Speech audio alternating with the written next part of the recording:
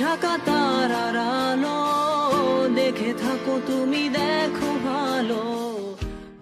এক দুর্ঘটনায় তছনছ ব্যান্ড অড সিগনেচার কবে ফিরবে?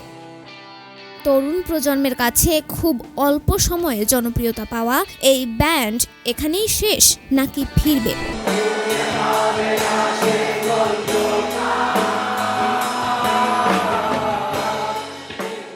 অর্ণব অমিতাভ গিটারিস্ট ও কিবোর্ডিস্ট, রাকিব গীতিকার ও কণ্ঠশিল্পী, আকিব আহমেদ ড্রামার, একতাদের সাকিন গিটারিস্ট, আহসান তানভীর পিয়াল কণ্ঠশিল্পী ও গিটারিস্টকে নিয়ে তানভীর রায়হান 2020 সালে যোগ দেন ব্যান্ডের সাথে।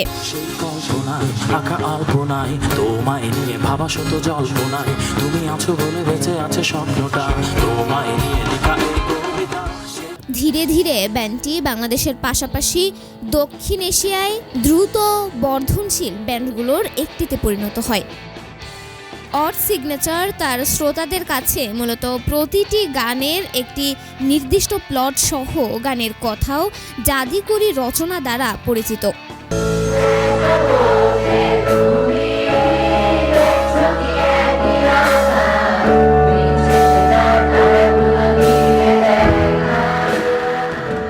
খুব অল্প সময়ে বেশ কিছু জনপ্রিয় গান উপহার দিয়েছে দলটি। এরই মধ্যে ঘুম, আমার দেহ খান, দুঃস্বপ্ন অন্যতম। দেহ পাশে কেউ কেঁদো না, গল্পগুলো রেখো অজানা। প্রস্তাব, দুঃস্বপ্ন, মন্দ শিরোনামের গানগুলো সাড়া পেয়েছে বেশ ভালোভাবে। এছাড়া কয়েক মাস আগে নতুন একটা গান প্রকাশ পায়। নতুন ও গানের শিরোনাম তুমিও পারো। তুমি পারো সুরে গলা মিলাতে, তুমি আরো পারো সাথে। সবকিছু ঠিকঠাক ছিল, কিন্তু হঠাৎ কিভাবে জানি কি হয়ে গেল। গত 10 মে ভোরে ভয়াবহ এক সড়ক দুর্ঘটনায় ব্যান্ড অড সিগনেচারের ভোকাল পিয়ালের মর্মান্তিক মৃত্যু এবং দলটির একাধিক সদস্য মারাত্মক আহত হওয়ায় এই ঘটনায় সঙ্গীত অঙ্গনে শোকের ছায়া।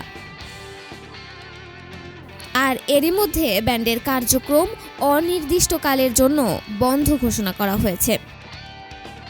2005 সালের 20 এপ্রিল চট্টগ্রাম থেকে ঢাকায় ফিরছিল সেই সময়ের তুমুল জনপ্রিয় ব্যান্ড ব্ল্যাক।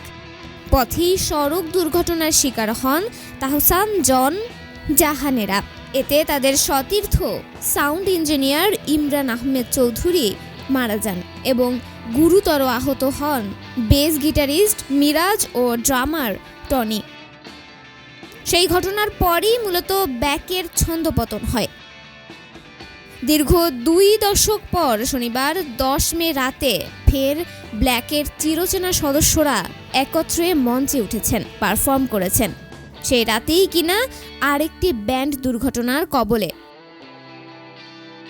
তাহলে কি অড সিগনেচারও ব্ল্যাকের পথে হাঁটবে, নাকি signature show must go on বলে শ্রোতাদের জন্য